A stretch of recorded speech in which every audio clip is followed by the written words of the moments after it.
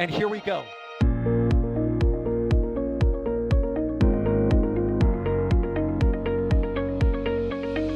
have liftoff. Propulsion continues to be normal. R68 chamber pressure looks good. Traveling up. Roger, planet. Water towers fly! Yes! Tango down to nominal. Fighting downside FD off. Bring in FD off. It's orange! Orange 25! Oh my god! Oh my god! Decollage. What is it? Put that in the big bag, 343 unfolds to go. Indeed. We rise together, back to the moon and beyond. If there's methane to be igniting in the flare, correct? Yikes. Keep that. We don't need any more of these.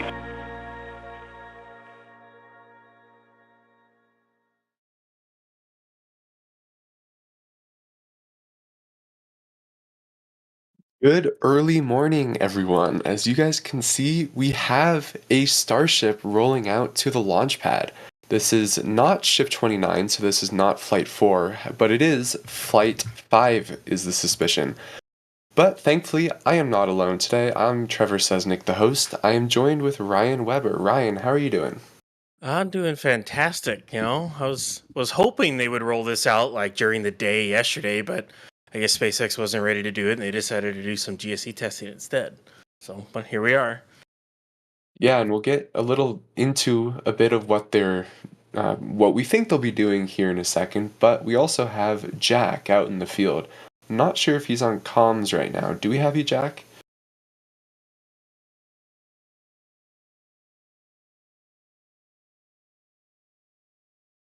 Yeah, well, thank you for bringing us these views. As always, if you guys have any questions, make sure you tag us in chat with that at NASASpaceflight, and it'll put it into some fancy software, so we'll hopefully answer those questions. But with that, Ryan, can you give us a little bit of an overview of what's going on? What testing are we expecting? What does this mean for Flight 4? What does this mean for Flight 5? All of the big questions. Yeah, so for, Ship 30, this being Flight 5 here, and it's going to roll out and do some engine testing. Now, we expect at least a 6-engine static fire. We don't know if they'll do a spin prime. They usually do spin primes. However, one thing to note is that this vehicle does have booties on its Raptors. So SpaceX has gone all out, and they've used the new stand, which is nice and enclosed and more of a cleaner environment. They've actually put covers and booties all over on the vehicle. So there's a chance they may not even do a spin prime. We may go straight to a static fire with this one. I thought they might do it with 29, but I guess they weren't as enclosed an environment as they're doing with Ship 30 here. So that's kind of what we're expecting. And they also might do like that single engine static fire where they do that deorbit burn, but we'll have to wait and see. Yeah, so those were the two static fire tests we had of Ship 29, correct? We had the full 6-engine test, and then just that one other static fire of a single engine, which mimics what they're planning on doing for the deorbit burn on these two flights, correct? Yeah. They did that they did it on 26 is when we first saw something like that. And then they did it on 28 and 29. So we kind of expect them to do it on 30 as well. I don't expect them to do it on every single ship. I mean, I think eventually they'll be like, all right, we have it down. I think once they do it in space, they won't do it anymore on the ground. Yeah. So I guess the one other major thing we'll talk about before getting to some of you guys' questions is, what do you think this means for Flight 4? Was this expected for them to start testing Flight 5 hardware, be ahead of Flight 4? Do you think that there's maybe a bit of a delay to Flight 4, so they're moving this testing schedule ahead? What do you think's going on with that? Well, I think they'd always planned on at least getting Ship 30 out there to test, as we saw with before Flight 3. They rolled out 29. They had an issue with one. They had an aborted spin prime, and then they did a spin prime. but they didn't have enough time to get into a static fire, so they took it back to the production site and then rolled it back out just after Flight 3 to perform the rest of its engine testing. So I think this was always planned. They want to get ahead of themselves, and basically, once this vehicle has its engine testing done, it gets back into the Mega Bay 2, and they start tearing into that heat shield again, doing a little bit better job with the adhesives, stuff like that. They shouldn't have to do as much on 30 as they did with like 28 or 29, because 30 hasn't been outside nearly as long, and it's a little bit newer, so it shouldn't be that bad. But yeah, hopefully it won't be as much to do to get this thing ready for flight. Yeah, hopefully. I guess let's get into some of your guys' questions then. First of all, just want to thank RC Horseman real quick for gifting 5 Red Team memberships. Thank you, RC Horseman, for always being around, supporting the channel. We really, really do appreciate it. Hugh Man is surprised that this isn't just the ordinary Starlink launch. I think that's something we can all relate to. And here, Trevor, a different Trevor, is asking, is Ship 30 going orbital? So I guess that's an interesting discussion point, Ryan. Do we think that Flight 4 and 5 are going to have the same profile, or do you think Flight 5 will go for an actual true orbit if Flight 4 is fully successful? That is an interesting question, because like if Flight 4 is successful in all of its aspects, it means that they were able to perform an in-space burn, demonstrating the capability that they can do that with this vehicle. So the question then becomes, does SpaceX trust that enough to actually complete an orbit to where that if for some reason they do have a problem with the vehicle and they need to deorbit early or whatever, they have full confidence in lighting that Raptor up and controlling the vehicle to have a controlled re-entry at a specific point. Not just any re-entry, we're talking at least over the water or whatnot, so that, you know, it doesn't hit anything. That'd be the question that engineers would have to ask themselves, and mission planners. Is it safe enough now, or do, say, SpaceX want to do that twice, still using the suborbital trajectory, and then go, okay, we're confident in it now, let's try it with like 31. That's I think the question they have to ask themselves. Right. Yeah, I personally think that if Flight 4 goes well on orbit and they don't lose attitude control and they're able to show that they are able to relight a Raptor in space, which I don't think that test is going to be that hard, assuming that they have proper attitude control of the vehicle, I very much see Flight 5 being a true orbital flight and possibly even some payload deploy demo, whether it's like mock Starlinks or just pretending to deploy them. That remains to be seen. Yeah, it'll be interesting. I see Jack is unmuted. Jack, do you... Okay, I don't think we got Jack.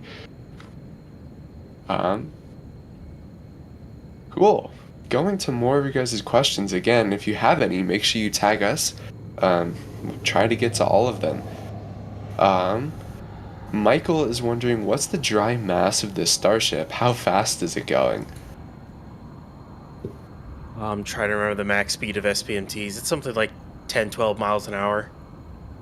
But dry mass of this vehicle, well, they can lift it with a single bridge crane, and those bridge cranes are rated to 180 tons, so we know it's under that. We think it's probably somewhere in the 160 range, would be my guess. It doesn't weigh as much as a booster. A booster without engines can be lifted by a single bridge crane, so we know it's like just under 180. So probably with engines, it's 150, 160. It's ballpark guessing.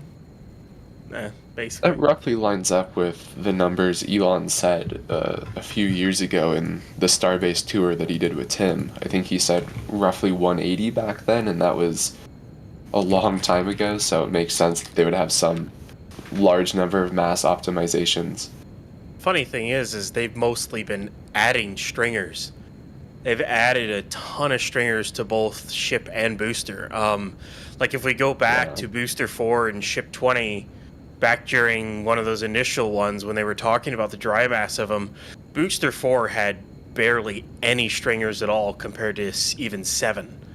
And then even an upgrade between Flight 3 and Flight 4, Booster 11's got more stringers in its methane tank, so it weighs even more. And between 28, 29, and 30 are pretty dang similar when it comes to all that. A lot of the last V1 ships are pretty close to one another. There's some changes here and there, but nothing like major, like between like 25 and 28. So Yeah, I really do wonder what made SpaceX decide to add a lot more stringers to booster and ship.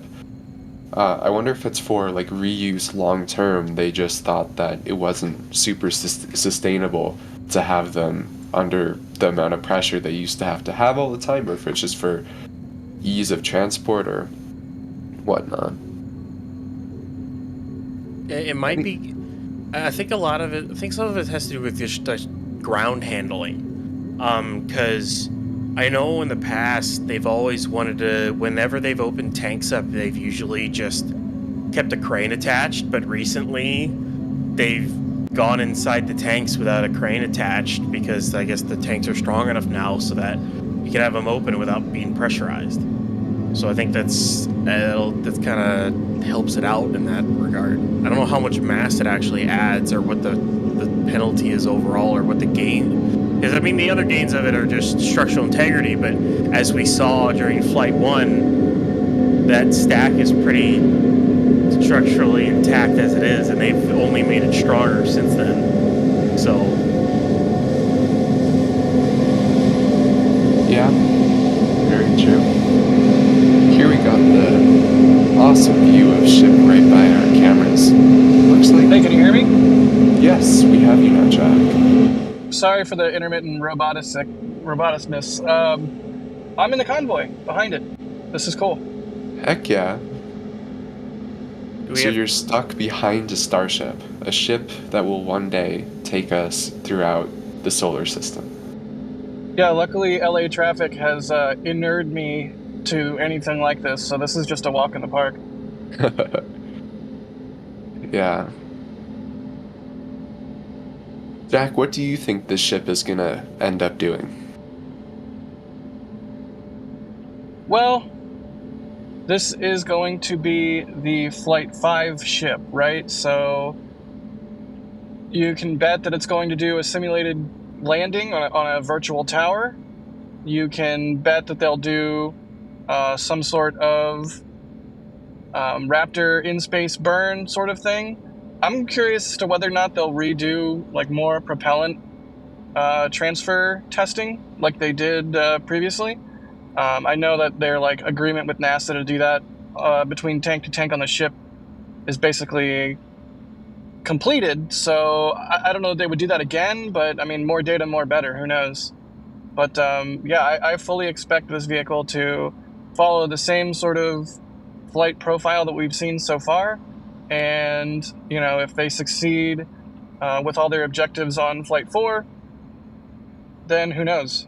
Maybe they'll add some additional objectives, or maybe they'll just want to further nail those down. You know, maybe there'll be some small glitch on Flight 4 that they want to solve with 30. So hard to say until Flight 4 happens, you know? Yeah. If Flight 4 goes very well and they maintain attitude control and successfully do that relight in space, are you expecting them to want to do that profile again or go into a proper orbit on Flight 5? I suspect proper orbit. Yeah. Man, it's crazy that Flight 4 hasn't even happened and we're already talking about Flight 5. This is the just slow ramp up of cadence that we've been waiting for years that I am so excited for. Absolutely. I mean, like Ryan alluded to, this is the single engine static fire that we expect to see 30 perform at some point while it's at the pad is the same thing that they did with 29 before Flight 3. So this is just how SpaceX is rolling. Haha. Also, I didn't realize 29 was on Flight 3. Yeah. Whoops. Anyways. Yeah, for those confused, Flight 3 was Ship 28, that's what Jack meant to say. 29 is Flight 4. I'm an idiot, thanks. Yep. Also 28 static fired after Flight 3. All it did was spin prime before it. But, things move fast and a lot of things happen. And I know around flight times, yeah, our field crews can get a little sleep deprived. And yeah, it's also midnight. It's also midnight 30 and everything's a blur, so forgive me. Yeah, very understandable. Ryan and I just get to sit at home in our comfortable chairs, and you get to be out there with the mosquitoes bringing us these views. So we really do appreciate you, Jack. Oh, thanks, Trevor. Anyway, I guess let's go to the big question that I've already seen a bunch of timelines for both Flight 4 and for Flight 5. So I think it's our understanding, Ryan, and correct me if I'm wrong, that we're expecting Flight 4 to be no earlier than mid to late May at this point. So no earlier than, say, May 15th or something around there, probably more like the 20th or later. So if that happens, what do you think the timeline is for Flight 5? I know that's very hard to answer given that Flight 4 hasn't happened, but given the slow drop in cadence or drop in turnaround time that we've been seeing. So I guess we can make a couple of assumptions here. Let's assume that Flight 4 gets a little bit farther along than Flight 3 does. So the booster makes that splashdown. I don't think it'll be a perfect virtual catch. I think they'll have some issues. I don't think they'll try to catch on 5. I think they'll have to do another splashdown with 5. As much as SpaceX has had all the experience in the world, this is a brand new vehicle. There's a lot of new things going on around here, and I think it's just going to take them a little bit. It'll take some time to just figure things out. It just, that's my assumption anyways. But then say ship makes it through peak heating. All right, just to say they're doing a lot of work on 29's heat shield. Say it makes through peak heating and they have control of it. Now, are they gonna slam? I think they'll just slam it into the Indian Ocean because I think they'll just go back to the Indian Ocean again. Because if they do a flip and burn, then they have to find a way to sink it, and it's a little bit easier said than done. If it's on if it's not on its heat shield side, they could open the valves and fill up the tanks with water. But if it isn't, then they have to go out there and find a way to sink it. So, But anywho, if it does all that, then there's no mishap investigation. Okay. If booster hits the water, splashdown, and ship hits the water, splashdown, there's no mishap, pretty much, and if it goes perfect. So that means then they just need another modification in the license. That's assuming that the FAA doesn't give them Flight 4 and 5 back-to-back in this next license. I don't think they will, but I'm not going to leave that out. Pad turnaround, it could be 4 weeks. 4 or 5. Trying to go through all the motions in my head here, like thinking maybe 4 or 5 weeks. That's assuming things go perfect. Although Booster 12 should be ready for static fire testing. It would be cool to see them, if for some reason there's a delay with whether it's the mishap investigation having to get done, getting the license, or say even a delay with Ship 29 because they are still going hard with that heat shield. I think that what they could do is static fire 12, and that once Flight 4 is done, all you got to do is roll out, whether you wet dress rehearsal or not, and then launch. So a couple weeks maybe. Wow, isn't it kind of a weird feeling that we'll be at Flight 5, and we're already talking about time between launches of on the order of a month? That's Yeah, I'm gonna go with 2 months, just because I'm gonna assume that everything's not gonna go perfect. And yeah. where are we at right now since the last one? Like, we're coming up on 2 months, right? About a month and a half now. Yeah. If it so goes, what is it? May 18th, it would be 2 months. yeah, I mean, and even that is insanely fast for a brand new rocket, a brand new pad, and the world's largest rocket. So, if you figure mid to late May for Flight 4, then that's about 2 months, maybe 2 months and a week or two. So I would hope that for Flight 5 there's a small improvement. I like I said, I don't expect it to go perfectly on Flight 4, so I would expect a very similar timeline for Flight 5 as we're seeing right now for Flight 4, but a little bit faster, especially since we're now seeing Ship 30 roll out to the pad. So I'm going to say about 2 months, which puts us, what is that, end of July or early August for Flight 5. I think that's at this point, it used to be these questions were just sort of wild guesses, right? Or like wish fulfillment. Now it's more like, okay, well, based on data, based on what we've seen, based on how long we know it takes them to refurbish the pad, even when they're going full tilt, at least the pad in its current iteration. So yeah, I'm gonna go with about 2 months, and I'm gonna say I'm fairly confident in that projection, with the caveat that they could always, like, let's say Flight 4 goes perfect. Do they even fly Ship 30 on Flight 5? Do they even bother, or do they, put them over in the rocket garden for several months to several years before finally scrapping them? I mean, that's always on the table. We've been burned by, Ship 16, Ship 17, Ship 18, Ship 19. What was it, like 23 through 21, 22, 23. Yeah. So it's like there's precedent for that.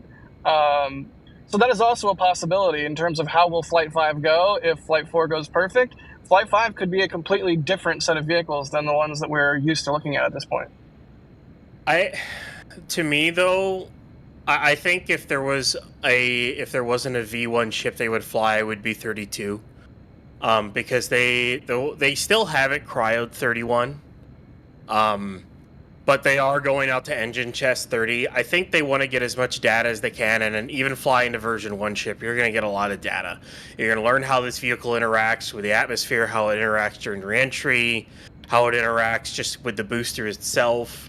Yeah, I don't disagree with any of that. I just think, it's always a possibility on the table that they flip a switch and go, all right, that's enough V1s. I mean, It seemed like after they landed 15, that was in the midst of the low altitude flight test campaign, and it's basically after 15, they were firing them off left and right. We had 8, 9, 10, 11, and then 15, and then suddenly it was like, yep, 16's not going to fly. It was like the rug was pulled out from under us a bit. It was like, wait, what? But it's built. Like, it's ready to go. So I don't think you're wrong. I just, more data is, of course, more better. You have the ship built. Just frickin' fly it.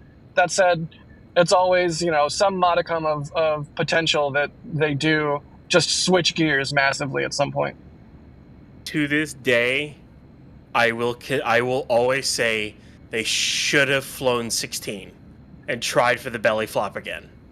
And say, instead of going, oh, we did it once, hey, look at this, we did it twice, and not only that, this time it actually landed in the center of the pad, because if you remember, 15 almost missed the pad. So, like, I kind of wish they had just flown 16, it landed, then they go whole hog on the orbital pad.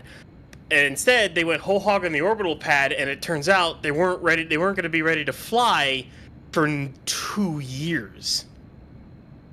So I still think it's hilarious how after SN8 flew, the entire spaceflight community thought that orbit was so soon and SpaceX was so close. Don't remind me.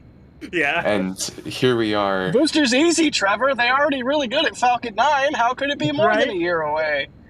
how could 33 or even at 29 at the time? How could 29 engines be hard? What? Sure, they're Yeah, cutting that a would- hole in the roof of the high bay to move Booster 1 out, and also they had to cut a ring off of it to get it out of the high bay. But yeah, we're orbiting like to Mars in 2020, right? Yep. Heck yeah. That said, it really does feel good that we're seeing this program ramp. And you know, when you watch it day to day, every single day, it's like you don't notice the overall growth, like the cumulative growth and change. And then when you step away for a second, when you look away and then you look back, and you're like, oh, holy cow! It really is like remarkable. Like obviously, we want these things done as fast as possible, but you know, I think they're going pretty darn fast, all things considered. And lastly, Ryan, I do agree they should have flown Ship 16 because if you think about it, SN 8, 9, and 10 were all like beautiful, picturesque launches with excellent weather conditions. 11 is, of course, 11. And 15 was really not much different than 11 visually. No. Like it basically went into a cloud or fog bank and then was only visible seconds before it landed, like maybe 3 to 5 seconds before it landed, at least from Isla Blanca Park. So SN15 is cool and all. I love SN15. I'm still mad they scrapped it. But the fact that we didn't get one more launch with those excellent visuals, when at that point every single photographer who's been, you know, shooting these all for multiple launches, they know what to expect, they know how to nail it, they know what kind of shots they want to go for, and then the last hurrah where they actually do land it was a stupid foggy day. It's like, oh come on, fly 16 on a bright blue sunny day, come on. Yeah, fly 16 on the day like SN8. Like I still look at SN8 as one of the most beautiful launch days there is, other than maybe Flight 2. Because SN8 and SN10. SN8 was by far the most beautiful because it was a golden hour.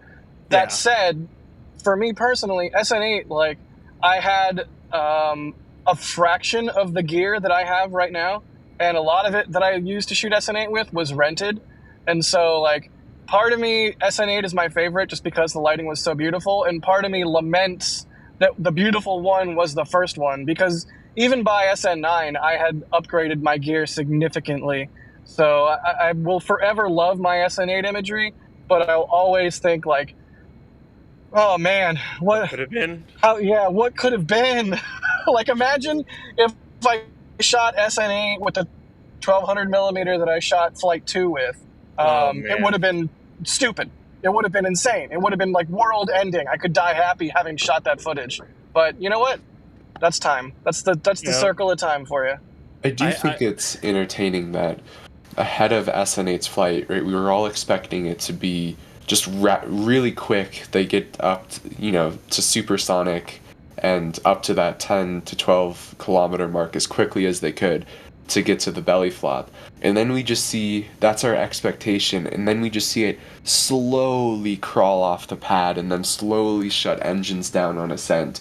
Yep. And we were all like, is that intentional? Is this it failing? And then finally realized, wow, they are nailing that belly flop first try. That was such an exciting day. To this day, one of the coolest, if not the coolest thing I've ever seen. Like it was in the SN8 and IFT-1, both of those, although to a larger extent, I think SN8, there were so many unknowns.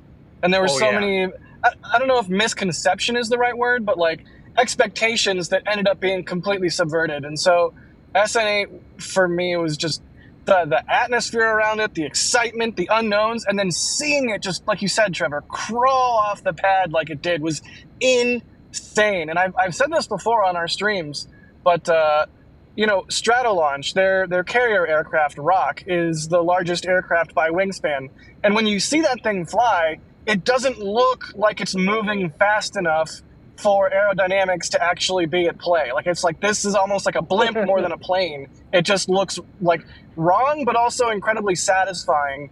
And SN8 was the same exact way, where it was just like, this looks utterly and completely wrong in terms of everything I've come to know and expect about aerospace and rockets, and yet It's the coolest thing I've ever seen. It looks like it's a blimp, a giant steel blimp, just like lazily climbing and then with falling out of the flaps. sky. Yeah, With flaps just going down. Yeah.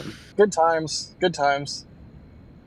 Oh, Yeah. 30 is coming around to the SpaceX gate entrance to the suborbital pad, which, as I'll say, this is probably the last time that the suborbital pad B and that suborbital tank farm is going to get used.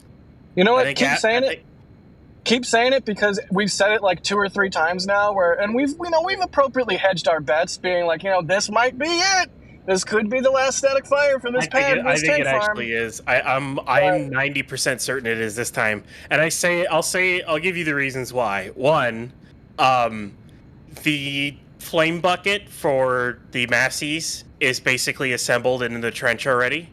The QD's done. The stand is almost done. It looks like they already have methane there. From what I've heard, I heard they already got methane there. So that's kind of ridiculous. What I will say is that the other day I went on a boat ride with Anthony from the Rocket Ranch. Shout out to them for being awesome and taking Sean and I on a boat down the Rio Grande, and we went right past Massey's, and a lot of construction still ongoing there. Like, it does not appear as though the stand is ready to be activated, but certainly we're getting close. Like, I'm not saying you're wrong. We are absolutely getting close, but my gut from seeing Massey's up close like that was that there's still a ways to go. Then here's the other half to that. 31 has yet to complete a cryo, and it still doesn't have its engines. That could be 2 months from now when it's ready to static fire. I could see that stand being ready in 2 months. I think Yeah, that's fair. Fair. At this point, I'm not worried about jinxing it. I'm just like, you know what? Whatever happens, happens. We've gotten so many reprieves with Pad B. It's such a beautiful pad to shoot static fires on. You know what? At a certain point, it's going to go away, and it's not something to complain about. It's something to appreciate that you got to see in the first place. The history of both of those pads. Yeah. So, I've seen a lot of people in chat comment on Ship 30's TPS, so I think we should do a little bit of wild speculation. Kevin, could you pull up the graphic that I linked in the back channel? Because, right, Ryan, you used the term that Elon mentioned too in one of your answers a little earlier about how the main goal in this flight is for them to get the ship through the max heating portion of re-entry. And we saw in Flight 4, right, they made it to around 64 or 65 kilometers, if I remember correctly, before they lost telemetry, and that's when they believed they lost the ship, and that was also when they didn't have proper attitude control. So I found this graphic the other day, which is the typical space shuttle re-entry profile, and if I remember correctly, the shuttle re-entered at roughly 40 to 45 degrees during this maximum heating portion. And I believe Starship, we're expecting it to be, when they have proper attitude control, even higher than that. So, I think, and I want to emphasize my think here, that generally would mean that the maximum heating portion of Starship will occur at a higher altitude for Starship than it did for Shuttle. Meaning, I suspect that SpaceX got to basically that maximum heating section, peak heating section on Flight 3 while being in the incorrect orientation. Which makes me think that if they have the heat shield facing the plasma stream as opposed to the engine section, that Flight 4 will go very well during re-entry. Am I crazy? Do you guys think that makes some amount of sense? That doesn't sound crazy to me at all. Also, No. Trevor, if you ever do Cessnick merch, you should make a t-shirt that says "Emphasize the think." Emphasize the think. That's so you. That's so you. That is so Trevor. I mean, I'm not smart. Like, maybe what I said is completely wrong, so... I don't know if you had gotten something wrong with Shuttle. I could almost guarantee Chris B would have said something in the back channel, but he didn't say anything. So, I think you're good on that front. Wait, Yeah, Chris B is around? Shuttle, horses, tea, soccer. I mean, football. he is listening in, Jack. So, yeah. Oh gosh, him and Sawyer are typing. Yeah, Yeah, and he Sawyer's goes, saying 40 degrees, maintain nose up. there you go. Yeah, and there's your confirmation from. Yeah.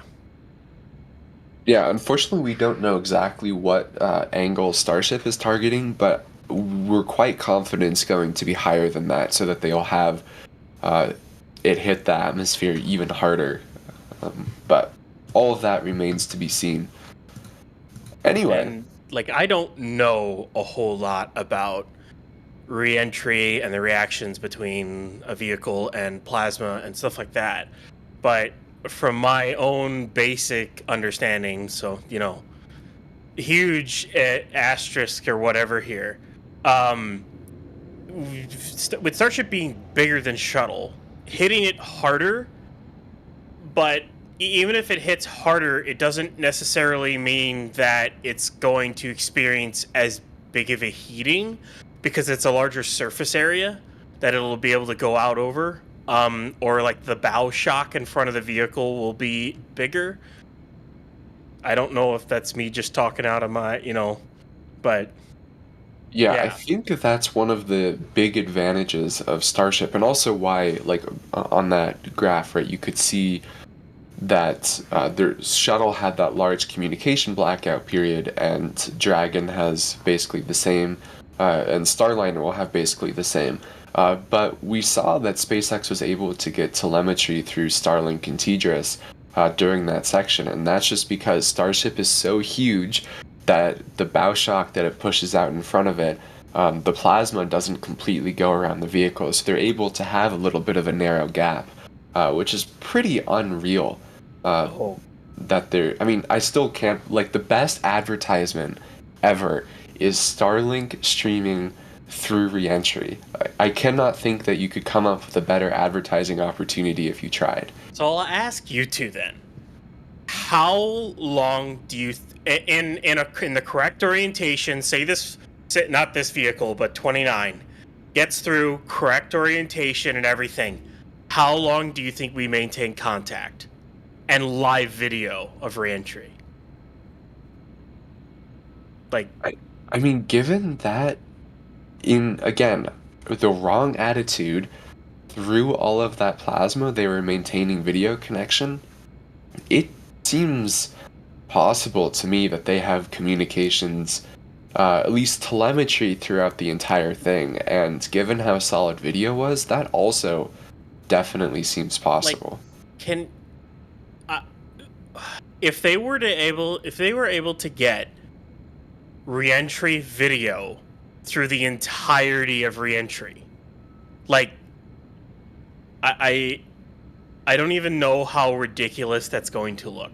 Like, I don't even want to say how ridiculous it's going to look. It would be one of the most ridiculous and cool things humanity has ever videotaped, if they're able to pull that off. Like, Yeah. Well, 30 is now heading into the gate. And Yeah. dang, it looks good. It just looks so clean. And I'm not just talking about the GPS, which anecdotally does look absolutely fantastic, but the rings and the welds on in between each ring, it's a good looking ship. It's a really good looking ship. I hope we get to see this thing fly. I suspect almost certainly we will, but like I said, nothing is ever certain at Starbase. it just reminds me of Mark 1. I was No. going to say, it's amazing how Going to far orbit they've next come. year. Yeah, right? It's going to orbit next year, Ryan. It's going to 20 kilometers, Jack. You know it is. Oh, man. I cannot believe I ever, kind of thought that Mark 1 was going to fly. I was so gullible believing what SpaceX was saying about that ship. Yeah, well, I mean, so was I. And honestly, even at the time, there was like some side eye from, I think, all of us, but we didn't know quite what to expect. we didn't have the breadth of knowledge we have now, given everything that we've seen. Yeah, Jack, kind of Robot robotic Jack. again. Uh, Yeah. Full on robot Jack. With that, I'm going to go through some of your guys' support real quick. Apocalypse Cow gifted 5 Red Team memberships. Thank you, Apocalypse Cow, for always being around. Tech Tinker Prince became a PadRed member. PN What gifted a Red Team membership. Thank you all for joining our membership program. Hope you guys enjoy the perks that you guys get. Rusty Android with the super chat saying, by the sounds of it, SpaceX is ready to attempt catching the booster soon as Flight 5. Do you think they could by then or a later flight? Yeah, this is a good question, especially since just earlier today we saw SpaceX doing some tests of the chopsticks, and it was by far the quickest that the chopsticks have ever moved. Ryan, what are your thoughts given that test today? Are you thinking it's likely that Flight 5 will have a catch attempt? Do you think the current chopsticks are even good enough for a catch attempt?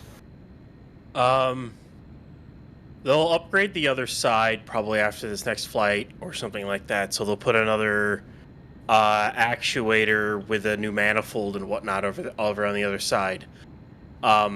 So they'll both those arms will be able to move at the same speed.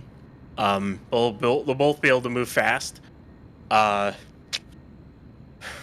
Again, it really matters how well Booster 11 does for landing burn and how accurate it is. Like if they're off by a lot where they want to hit or the landing burn doesn't work well, I would assume they'll try again. They'll try for that virtual catch again on Flight 5. Like, unless it's perfect, I hope they don't try. Because I don't want them to knock out their pad. They don't have another pad right now. The last thing they need is to knock out a pad and then get farther behind in testing. So, but I'll agree with Sawyer. Flight 6. As I don't think it'll be perfect on Flight 4. I think they'll want to try again.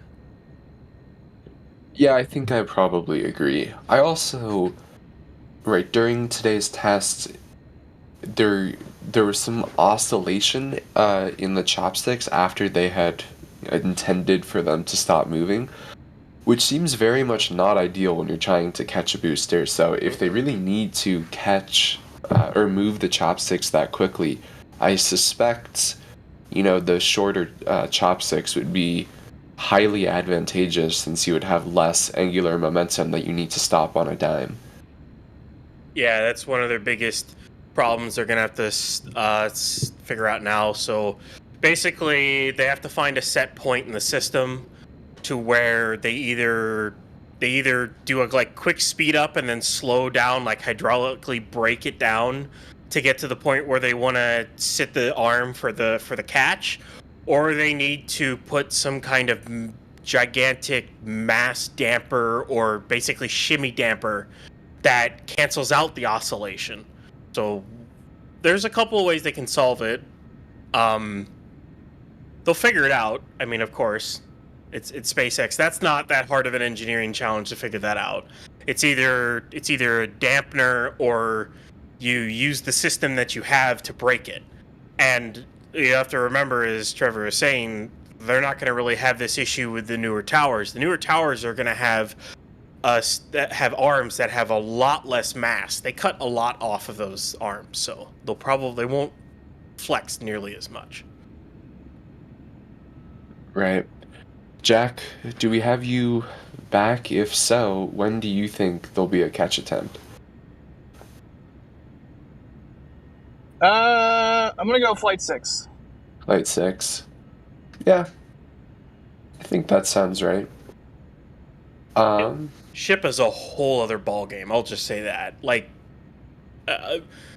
They can pretty much catch. Oh, sorry.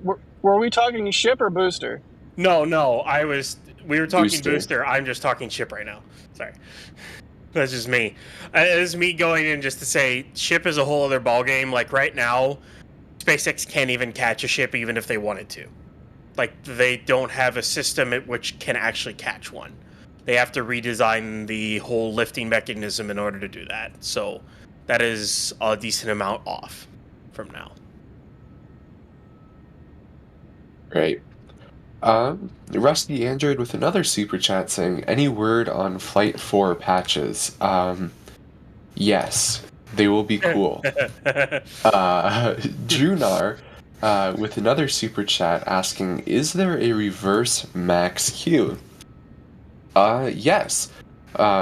Right, the same rules apply, just inverted, where you have the velocity slowing down and you have atmospheric density increasing. So at some point there is a maximum dynamic pressure during reentry. That's actually a fair question, though, of why is that never talked about when it's always talked about during reentry? Do either of you know the answer to that? No, you're the physics and math person. Yeah, We need Alex here. we do need Alex. We always need Alex. Alex is the answer to like everything. Yeah. And then Bideford, a very regular viewer of ours, gifting another 5 Red Team memberships. So thank you very much, Bideford, for always being around. Let's see. Going to some more of your guys' questions. Astro Joe, and I know you talked about this a little bit earlier, Ryan, is wondering, what changes do we see on Ship 30 compared to Ship 29? Ooh, off the top of my head, I gotta think here. It's been a while since I've compared the two. I don't think there is many.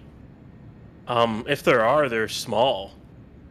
The funny thing is, Astro Joe, and you know this as well as I do, that's a Jax question if there ever was one. It's, as far as I understand, they're pretty close to one another. Same thing with 31. I know 32's QD is slightly changed. And I don't, and to where it doesn't look like they're going to need the press plate anymore. So, yay, that's one thing they're going to get rid of later down the line. That'll be nice. It's one less thing they'll have to do. But as far as I know, there really isn't many differences. A lot of the later V1 ships are pretty similar to one another.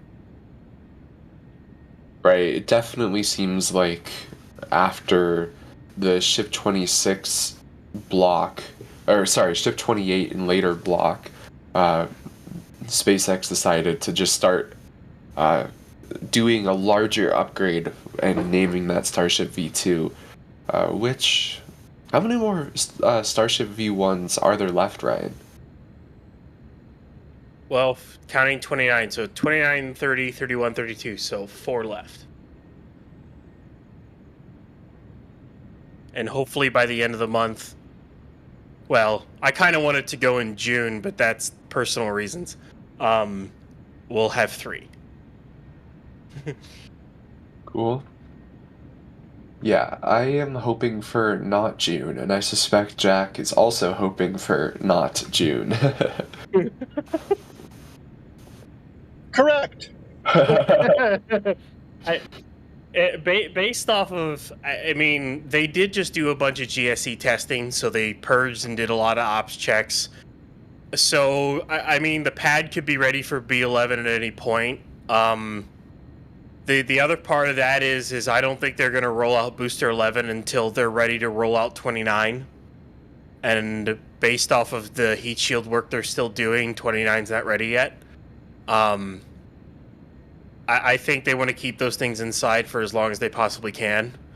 Again, I don't think they want another situation like Booster 9 where it's sat on the pad for August, September, October, and most of November. And it just sat out there. I don't think they want to do that again. Yeah. Makes sense. Ooh, a Falcon question. Kenneth is wondering, how often do Falcon 9s land dead center nowadays?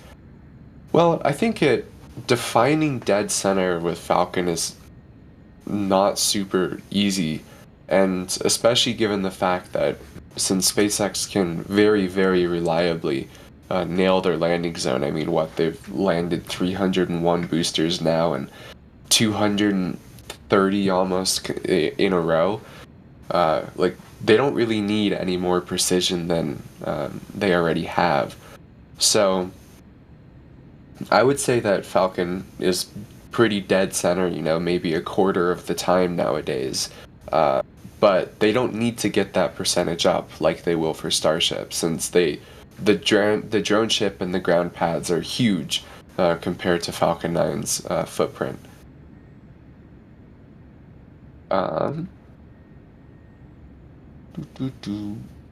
Mooner. It's a good Falcon question. Ha ha ha. Sawyer would be proud.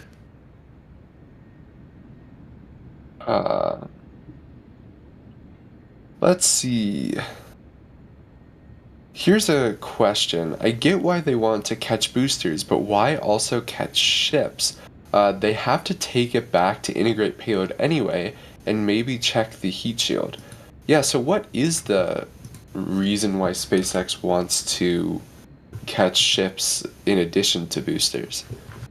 So the biggest reason for catching ships would be tankers. Tankers, the whole point would be catch it, put it back onto a booster that's already on the pad. Presumably the booster that just launched it maybe a couple hours ago or a day ago. The tank, basically you launch your booster in your ship, which is a tanker, it rendezvous with the depot, drops off its prop, and then it re-enters and comes back to that same launch site where the booster that just launched it is already back on the pad. They catch it, they put it back on that booster, they do a quick, inspection of the heat shield, load it up with propellant again, and then launch it. That would be the reason for ship catching. Anything other than a tanker being caught seems completely pointless to me and dangerous. Like, if you're bringing cargo back, I think you want landing legs. If you're bringing crew back, oh boy, do I want to see landing legs on a crewed ship coming back. I do not want to see a crewed ship catch. Please no. No. I think down the line, the only thing that's going to be tankers caught. So. Yeah, I've always been a little confused by it, because it seems to me, since you will obviously need a landing leg design someday for Mars, why not figure out a landing leg design that works early on? Yeah. That you can use for all ships, with the possible exception of HLS, since that landing leg design should be more trivial since it doesn't need to be under heat shield or anything. But why not start with normal landing legs, and then in the future, once you have that down, you can start messing around with getting rid of that mass for some of the Starship variants that will stay on Earth. Like, it seems a little backward the way they're approaching it. Can you hear me, or am I a robot? No, we can hear you. So, there's like a general ratio of every pound added to the second stage decreases usable payload by some amount that's more than that. Isn't it 1 to 1? I think another big part of it is just weight. Like, you add some beefy, several ton stainless steel legs on there, that is going to make a noticeable hit in your payload capacity. And we already know from the Elon presentation that the current iteration of the ship does not yet approach the listed 100 metric tons to orbit figure. It's more like half that. So I think also part of it right now is just necessity in terms of eliminating the weight of the legs on the booster and the ship, and then everything else sort of follows from that. I don't think that means that we'll never see legs and ships will always be caught. I think, Ryan, you're probably on the right path there. But yeah, I think right now a big part of it is like, yeah, these are still prototypes, and yeah, they're trying to squeeze every ounce of performance out of the system as they can as the prototype before they start going, like, fully optimizing it. So just killing the legs saves a lot of capacity, And- saves a lot of weight, and then Okay, now Jack is. Yeah. We could kind of understand through the robot nest for a few seconds, but yeah. Jack's going in and out of robot, in and out, in and out. Yep, just that lovely Boca Chica cell service. Yeah, I mean, definitely, Starship is actually, right, more than 1 pound lost for every 1 pound you add to it, because you also have to take into account the re-entry and landing. So it's worse than 1-to-1, which helps Jack's point. But I don't know, it still seems to me like, since it's a problem you're going to have to figure out in the long run anyway, why not work on landing legs at the start as well? But I'm not a SpaceX engineer for a reason, so. Like, I just wish, like, farther down the line, and speaking of catching ships, you look at, like, version 3, it's like, trying to catch that thing, or heck, even that thing belly flopping is scary thought. I don't want them to stretch it. I know they've really put themselves into a corner with a lot of their 9mm architecture, but can we just go back to ITS for version 3? 12 meters, 120 meters tall. Can we just do that, Trevor? No? Let me text Elon real quick. Okay, thank you. I just want ITS. ITS, like, can you imagine a stainless steel ITS at 120 meters tall, 12 meters wide? Can you imagine that? Like, that would look so cool. I think it would look amazing, and I want it, but I doubt I'll get it. So maybe like next generation of Starship, like 2050s or something, where it's got like a fusion reactor in it or something like that. Who knows? Yeah. Let's see. Kenneth with another super chat is asking, so thoughts on expected accuracy for catches? Yeah, I think this is kind of the question that we all want the answer to, of how accurate do they need to be with booster to be able to get it in the chopsticks. Ryan, do we have any indication of how accurate they'll need to be? Yeah, they're gonna need to be like centimeters, inches worth of accuracy. The real kicker is gonna be well, now that they can move the arms a little bit quicker, so they'll basically have the arms partially closed, and the booster will just kind of go down. Now, as the booster engine section passes, since you can move them faster, you'll be able to close the arms a little bit quicker, and then the booster will come down and lock into the tray. At least that's the hope. They're going to need to be pretty accurate to hit a good point. They might be able to get a little bit off here and there, but also the lucky thing is super heavy should be easier to get onto a pinpoint accurate spot rather than Falcon, because you have a better thrust to weight ratio. Usually when something's that much bigger and weighs that much more, it's a little bit more stable than, say, something like Falcon. I mean, Falcon's still big, but Falcon compared to Super Heavy's a lot bigger and weighs a lot more. So it's a little bit more stable when coming down. So I think they'll be fine. Yeah, fair enough. Then Drew saying Domo Arigato, Mr. Jack. That's probably a reference that is I do not get. Ryan, is this something I'm just too stupid to understand? It might be. Jack might kill me because I don't get that one. And there might also be the kind of thing of song reference, as Sawyer's saying. Okay, yeah, no, I don't get that. It's when you listen to Linkin Park, Blink-182, Taylor, Breaking Benjamin, Disturbed, I don't. Oh, I should have gotten that. I've heard that song before. Mr. Roboto. Okay. Okay, I will excuse myself of not getting it.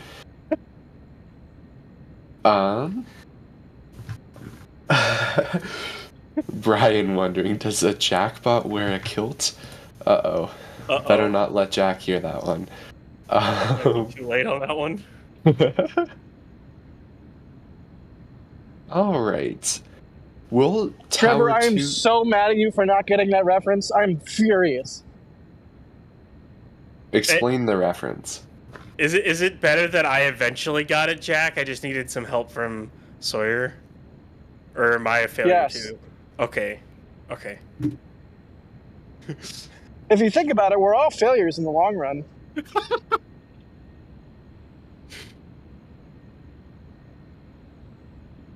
Yeah.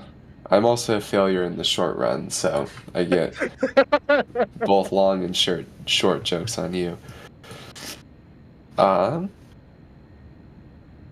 Yeah, I have never seen Star Wars.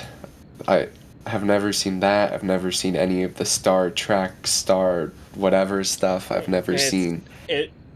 Knowing Trevor, can become a pretty easy disappointment. I mean, I get along with him because we both like Taylor, but, like, man, it's just the sci-fi stuff. It's just like, how? I don't know. Just never been into it. So I'm sorry for disappointing you, DJ from LA, but I have never seen Star Wars.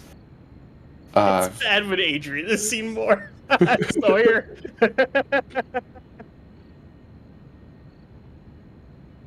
Yeah. Yep, Chad is mad at me. I can understand, Chad. It's Trevor. Just about I mean, Jack can attest to this. We get mad at Trevor once in a while, right? We're turning over a new leaf, right? We're turning over a new leaf. We're not mad at Trevor for not having seen all the good things. We're excited we get to show Trevor all the good things. Okay. I didn't know we were turning over a new leaf. Thanks for letting me know, Jack. All right, let's go to some more questions that aren't about Star Wars. But also, Trevor, like, what the heck? Come on, man. What's wrong with you? I don't know. I was just born this way. Let's see. Yeah, people. I just see a bunch in the panel, a bunch of people surprised that I've never seen Star Wars. Sorry, looking for some more of your guys' questions. Will the deluge plate be on when the booster is being caught by the chopsticks? The booster is not going to be caught above the deluge plate. It's going to be caught on the... Oh boy, is it side? Yeah, but kind of where they... It's by the tank farm, right? So it'll be off to the side of the OLM, kind of where they... At least it's based off of renders. It'll be off to the side of the OLM, where the transport stands are. Kind of repeating myself here, but yeah. Or like, they put the transport stand there, and then they pick the booster or ship up. That's kind of around where it is, where they're gonna catch them. At least that's the idea. You know, even knowing Trevor and knowing that he hasn't seen a lot of things, I'm still furious. Like, Trevor, how many Taylor albums do I have to listen to get you to watch one Star Wars film? If you listen to 13 Taylor albums. How do we, we need to set up a system of verification. Like, I'll do it. So help me, I'll do it. But you can't renege. Are we including re-records in that, Trevor? No. Okay, then we have a slight, okay, then we have a slight problem there. But anyways.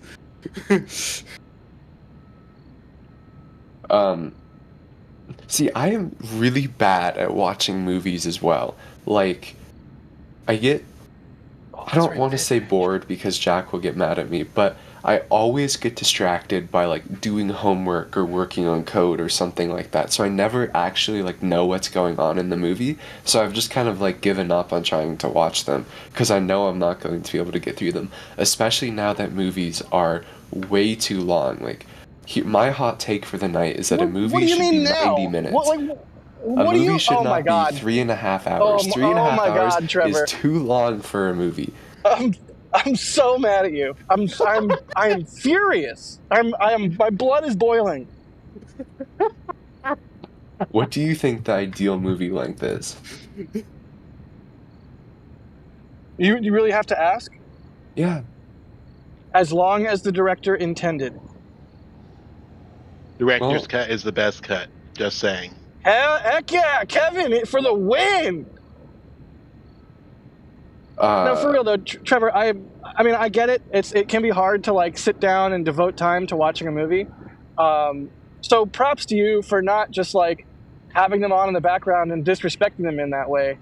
But yeah, I am not holier than thou. I also have a hard time setting aside time to watch a movie when so often I'll just put on like King of the Hill again or Futurama again or Seinfeld, like something I've seen a million times, but it's like comfort food. So I get it. But I'm yeah, in the middle. watch movies. Culturally educate yourself, or I will do it for you. I have something. I'm about to tell you something that's going to make you and Kevin very, very angry. Uh-oh. Don't say it. I've watched movies at 2x speed before. Don't say it. Trevor, you've disappointed me many times in the past, but this is by far the worst. But then at least it's 48 FPS, right? Oh my God. You've now got chat all against you. That's not how this works. That's not how any of this works. Chat, I'm just laughing hard in the background, just kind of speechless at this guy. I don't know. Just for everyone's information, I'm in the middle of a rewatch through Star Trek Voyager. Also waiting for the last episode of the Bad Batch to come out because sad face, no more Clone Wars content, but yeah. I'm about overdue for a rewatch of Next Generation. If only so I can occasionally text my various Star Trek friends and reestablish contact. But remember, man, I mean, it is sort of admirable how you just self-immolated. Like you just you know what? I'm going to fall on my sword. I'm going to admit this horrible thing. But yeah, I mean, dude. Oh, buddy. People are very angry with me. And I'll say, people are saying that I'm the reason why shorts are so popular. I actually don't really watch that much short content. I just think that information density is generally too low in most videos. You're just like, I don't really know what to tell. I don't really know what to tell you, Trevor. I just don't. I'm at a loss for words. I'm speechless. He's a little baby zoomer. He needs information beamed directly into his brain via a laser at 240 frames per picosecond. Oh my gosh, Revhead, or Kenneth saying, here's $2 to start Trevor's severance payout. Thank you, Kenneth, and I am sorry, everyone, for my horrible takes. Jack will yell at me in the background, don't worry. Revhead gifted a Red Team membership. Then Drew Nar saying, Trevor, Domo Argato Mr. Abato is an old and very popular song by STYX. Austin Power referenced it a few times as well. Who is Austin Power? I would... Oh, no. What? Oh, no, no. Trevor! This screen was just going to devolve into me grunting and yelling as I turn into a robot. Like, it sticks. It sticks. It's not STY. What is wrong with you, young man? I don't know. Okay. Okay, it's a very popular song by Styx. Austin Power referenced it a few times as well. How have you not heard it? It's in Shaun of the Dead. Wait, no, that's not Shaun of the Dead. Either way, I'm mad at you, but hey, Ship 30, right? Yeah, Ship 30, right, guys? Yeah, Cool. they'll lift it at some point here. I think they're getting, there's a lift up by the QD, changing subjects here. The LR 11,000 has the 2-point lifter already hooked up, ready to go, so I expect this thing lifted probably by the morning. We'll have to wait for closures on when they'll actually test it. My guess is sometime next week, but... and just to change the subject and actually cover what's on the screen right now. Yeah, but But yeah, Trevor, what the heck? I will listen to it later just for you, Jack, and you, Drew. And then Justin is asking booster landing. Can we listen to it together? Sure. I've listened to a Taylor album with you, so you should listen to good music with me. I've already listened to good music with you. Okay, whoa, not the Taylor good. Don't fight me, please.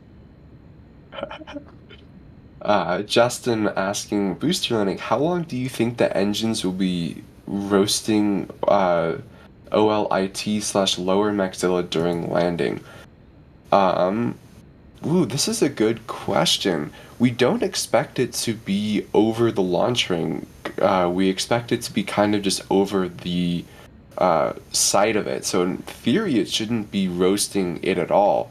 Ryan, what are you anticipating in terms of pad damage? It shouldn't roast it at all. You also have to remember that those engines are going to be basically at like idle. What is considered idle for Raptor, like probably whatever it is, 40-50%. I don't know what the deep throttle number is, or what their idle number is, but it'll probably only be at like half. It shouldn't do much damage because they're gonna catch the booster at like 2/3 the way up the tower, so most of the tower will be fine. There shouldn't really be too much damage to it. Cool. The Ninja with a $5 super chat saying Trevor's movie and music fund for education purposes. Excellent. I will buy some Taylor vinyl with this. Thank you very much. Just kidding. I'll listen to what Jack wants me to listen to after this. Going to some more questions. Wait, whoa. Hold on. Hold on. Mr. 48 frames a second listens to vinyl? Excuse me? I do listen to vinyl. Yeah, he does. You are no longer allowed to have an opinion about anything. Why? There's something that's so fun about, like, getting the vinyl out. No, I'm not saying you're wrong. I love vinyl records, but you cannot listen to a vinyl record and enjoy it and then tell me that you need more than 24 frames a second. It is just, that does not compute. All right, Ship 30. Hey, Ship 30, right? Haha, Starship.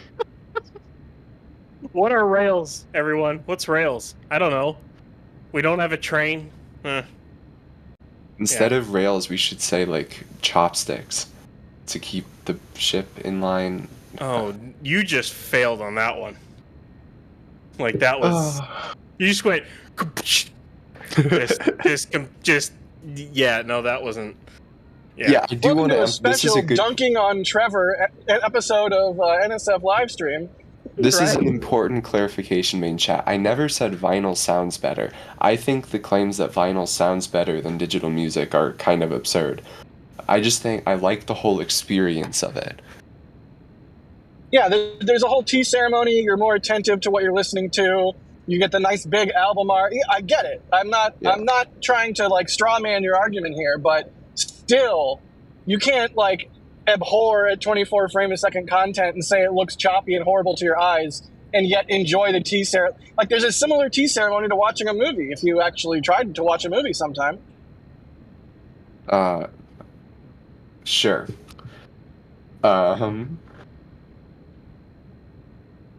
Yeah, John is correctly pointing out vinyl is very hot these days. It's kind of making a comeback. More vinyls are sold than CDs. I do need to get a good vinyl player. Gotta get a good one, otherwise it's gonna ruin it. So. Yeah, I'm always like kind of scared to actually play vinyls in case like the head is bad or something, because I'm like kind of ignorant on that part of like how you avoid damaging vinyl, and I don't want to damage my vinyl.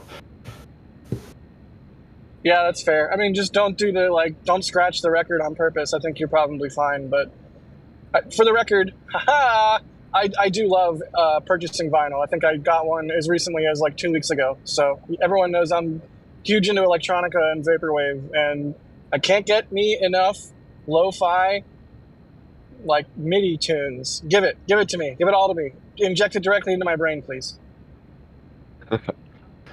Yeah.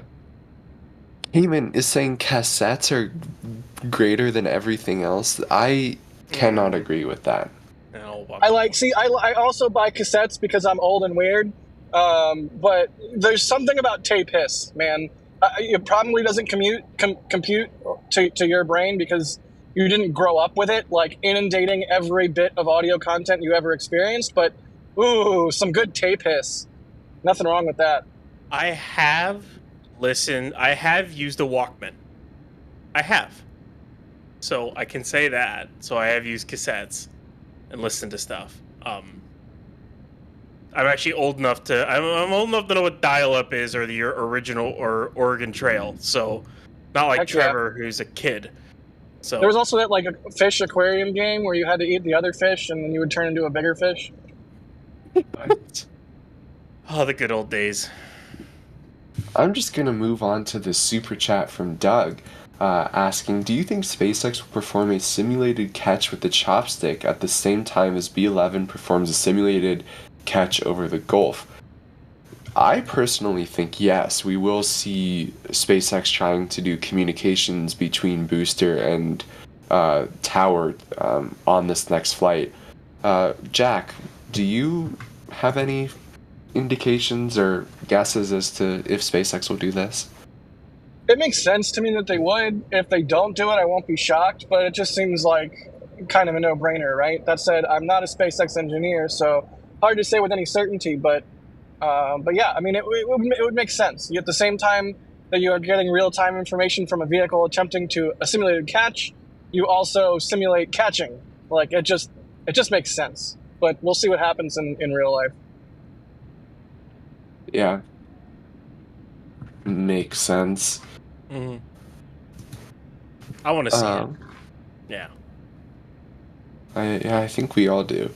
Oh my gosh, I do not think a 3.5-inch floppy is just a 3D printed save icon.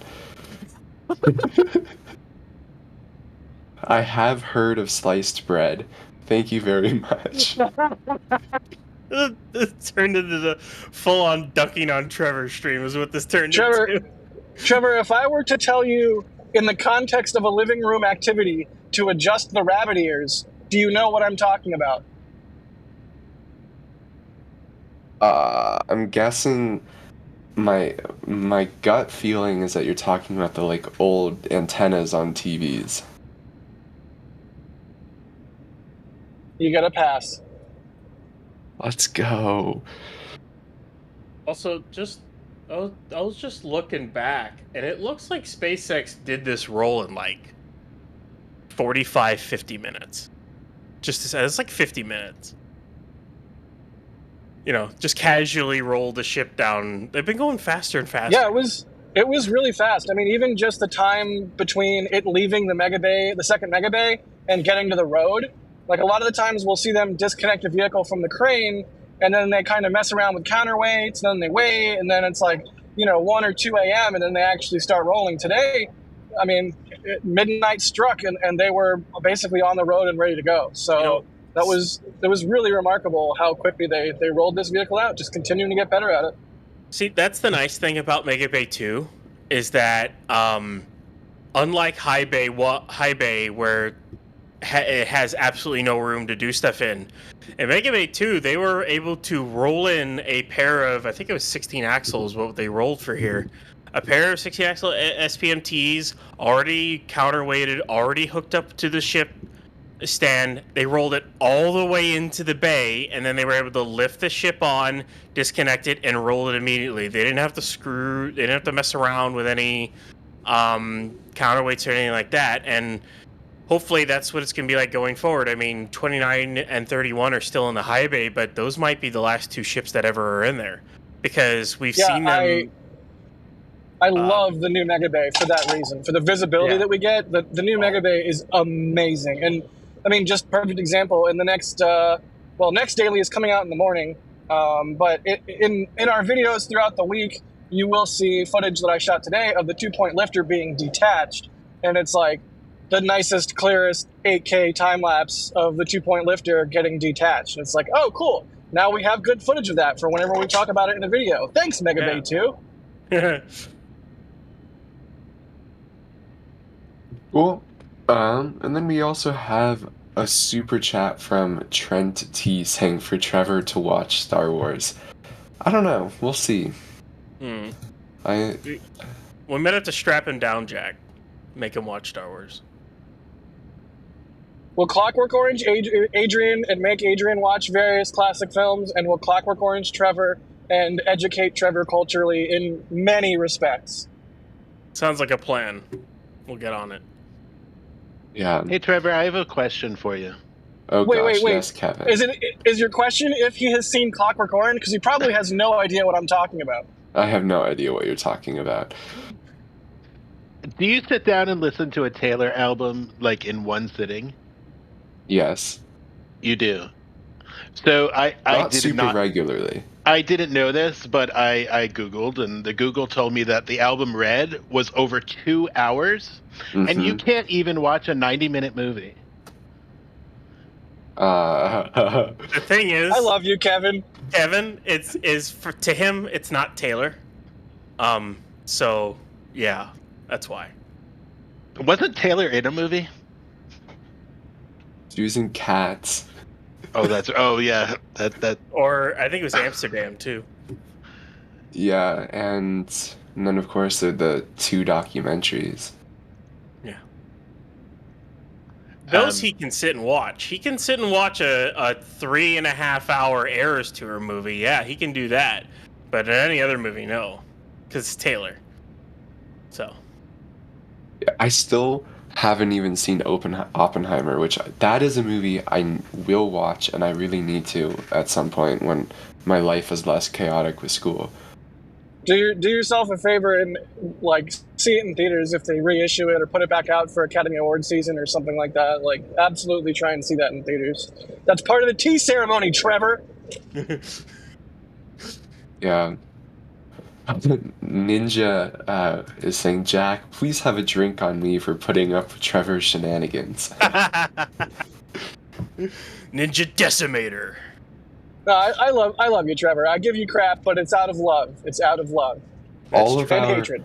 Yeah, all of the hatred I have for you, Jack, is out of love as well. But with that, I do want to thank everyone for tuning in tonight and dealing with my ignorance when it comes to pop culture or just any culture, and the few amount of movies that I've seen. I also want to thank Ryan for being on tonight. Ryan, thank you for getting up and watching ship roll to the launch site with me. Yeah, it's fun as always, Trevor. It's always done out of love, Trevor. You know that. Yeah, we just like screwing with you, It's too easy for you guys. But anyways, it's always fun. Fun as always. Yeah, and Jack, thank you for being out in the field. Thank you for all your shenanigans. Thank you for admitting that 24 FPS sucks. For all the things. I never admitted that. And in the background, we've had Kevin operating tonight's stream, and then, of course, we have all of the other people not out in the field right now, but Sean and Mary helping maintain some of the cameras that were used on tonight's live stream. But with that, Sean was out in the field for the role. Just quick addendum. He was out there. But with that, thank you very much, everyone, for tuning in tonight. Hopefully, we'll get some Ship 30 testing in the coming days with the which we expect to be a static fire, as Ryan mentioned. The current signs are that they won't do a spin prime test. However, that's always subject to change. But we will be live both 24/7 as always on Starbase Live and dedicated when there is any testing. So thanks again. See you guys on our next stream.